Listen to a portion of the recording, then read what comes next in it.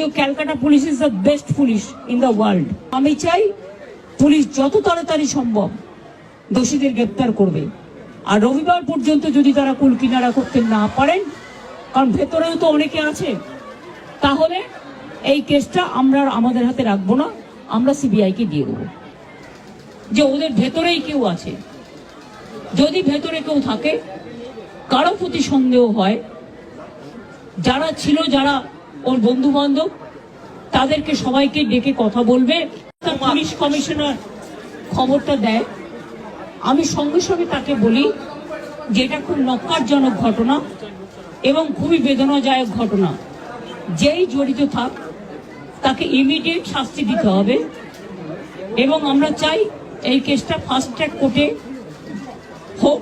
Fast track কোর্টে হলে judicial প্রসেসটা তাড়াতাড়ি হবে এবং তাতে আমরা ফাঁসির দাবি জানাবো। কারণ কিছু মনে রাখবেন, কিছু লোক এখনো সামাজিক অবক্ষয়ের মধ্যে আছেন, সামাজিক মূল্যবোধটাকে ভুলে গেছেন। মেয়েদের গায়ে হাত দেওয়া যে কত বড় অপরাধ এবং তার সাথে যে অত্যাচার করেছে বা তাকে যেভাবে খুন করেছে, আমি আশ্চর্য হয়ে যাচ্ছি। ওখানে নার্সরা ছিলেন, ওখানে ওদের সিকিউরিটি ছিলেন, সবাই ছিল, কিন্তু কি করে এই ঘটনা ঘটলো এটা এখনো আমি ঠিক বুঝতে পারছি না। পুলিশকে আমি বলেছি,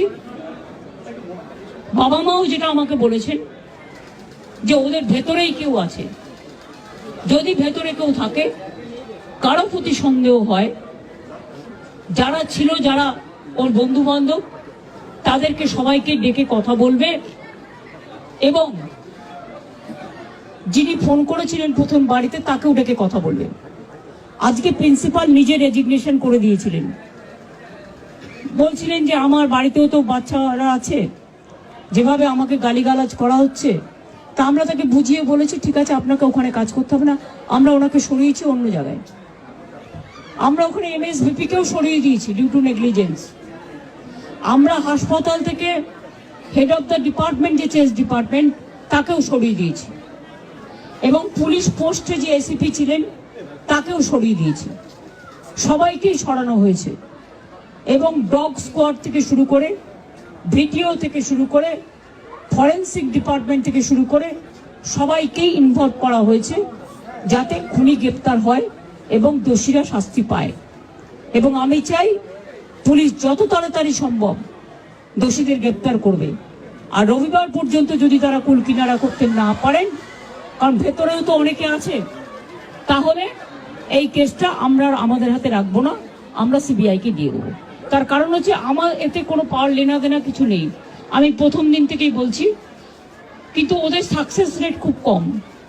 তাপসী মালিককে যখন খুন করে হত্যা করা হয়, ধর্ষণ করে, আজ পর্যন্ত বিচার হয়নি। সিঙ্গুরে এটা হয়েছিল, নন্দীগ্রামে যখন 14 জন গুলিতে মারা যায় বা 10 জন হারিয়ে যায়, আজও তারা ফিরে আসেনি। এই কেসগুলো সব সিবিআইয়ের হাতে ছিল, রিজার্ভের কেসও ছিল, একটা কেসেরও বিচার হয়নি। এমনকি রবীন্দ্রনাথ ঠাকুরের নোবেল প্রাইজ চুরি হয়েছিল, সেই কেসটাও ছিল, মানুষ কোনো বিচার পায়নি। কিন্তু তবু মানুষের স্যাটিসফ্যাকশনের জন্য যদি কেউ ভাবতে পারে যে পুলিশ ঠিক মতো করতে পারছে না, যদিও Calcutta police is the best police in the world, তাদের তদন্তের যে সিস্টেমটা এবং সবচেয়ে ভালো অফিসারকে লাগানো হয়েছে সমস্ত কিছু দিয়ে, আমরা রোববার পর্যন্ত সবাইকে ডাকবো, আমাদের পুলিশ ডাকবে, এটা বিনীত বলবে, আমি বিনীতকে বলতে আহ্বান জানাচ্ছি। আমরা অলরেডি যে ইনভেস্টিগেশন প্রসেসের মধ্যে যারা যারা ওই পিওর কাছাকাছি ছিলেন, কোনো ধরনের কোনো কানেকশন আছে, ইনভলভমেন্ট আছে, প্রত্যেকটা লোককেই ডাকা হচ্ছে এবং ডাকা হবে যদি কারো না ডাকা হয়ে থাকে। এবং আমরা অলরেডি একটা হেল্পলাইন নাম্বার শুরু করেছি, ওর মধ্যে ডাক্তাররাও আমাদেরকে বলতে পারেন, অ্যানোনিমাসলি বলতে পারেন, ফিজিক্যালি এসে বলতে পারেন কি যদি কারো উপরে সন্দেহ থাকে, কি কারণে সন্দেহ আছে। ফ্যামিলি মেম্বার সঙ্গেও আমরা টাচে আছি। কালকে অ্যাডিশনাল সিপি1 পার্সোনালি এখানে এসেছিলেন, উনি ওনার ভিউটা জেনে গেছেন। আমিও আজকে এসেছি, ম্যাডাম এখানে এসেছেন, আমরা ওনার ভিউটা জেনে গেছি এবং ওদের সঙ্গে আমরা কন্টিনিউয়াসলি যোগাযোগে থাকবো এবং প্রোগ্রেস অফ ইনভেস্টিগেশন নিশ্চয়ই ওদের সঙ্গে শেয়ার করব এবং আমরা নিশ্চিত কি আগামী 4-5 দিনের মধ্যে যদি আরো কেউ থাকে আমরা নিশ্চয়ই ওদের সবাইকে আমরা নিশ্চয়ই অ্যারেস্ট করতে পারবো আর যদি তা সত্ত্বেও যদি ফ্যামিলি স্যাটিসফ্যাকশন না থাকে ম্যাডাম যা বলে